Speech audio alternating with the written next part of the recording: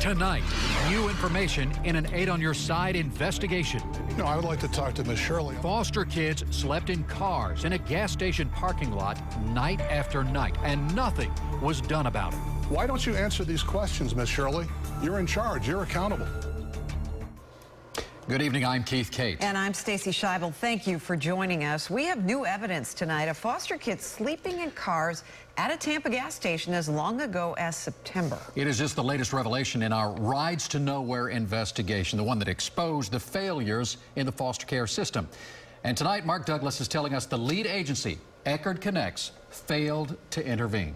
That's right. We started getting tips about these kids at the Wawa station sleeping in cars day and night back in November is when we first heard, and so did Eckerd. That's when they first learned as well. Now, we kept asking Eckerd executives why they didn't stop that practice.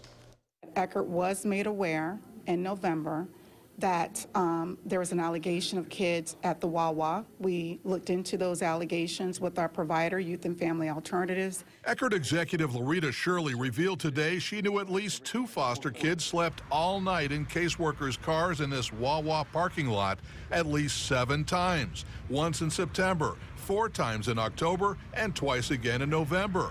She says her contractor, YFA, blamed the foster kids for refusing placement, and that was that. Ms. Shirley, you knew about this going back to November. Why didn't you follow through after you got repeated emails that were clearly coming from caseworkers? As I've indicated repeatedly before, we did follow up with our provider who denied those allegations. Thank you.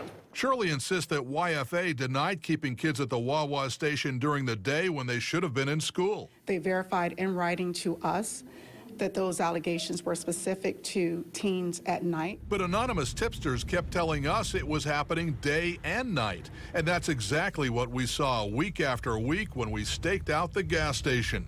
Eckerd received the same tips we did in November, January, and February, but failed to take them seriously, even though they clearly came from frustrated caseworkers tired of babysitting kids at the Wawa. And whenever we receive a random email, we do check with our providers to see if there's any validity to what is being alleged. The difficulty is that the emails are random, so we're unable to follow up with a particular source of the information. Only 2 weeks ago, Shirley announced at a public meeting she was absolutely blindsided by our story based on those so-called random emails. But if anyone at Eckerd had bothered to look for kids in the parking lot like we did, they could have easily confirmed it. All right, so let me get this straight, Mark. Kids sleeping all night in a gas station is okay. Missing school is not. That's what they're telling us. They say that it's okay to take kids there. There's bright lights. It's a safe place. And the truth is they don't have any other placements for them, so there were no alternatives. But as far as missing school, that's not okay. And even though some of these kids slept all night in that parking lot, and then they were taken to school at 6 a.m. Expected to do well in school. I guess. All right. Yeah. All right. Thanks, you, Mark.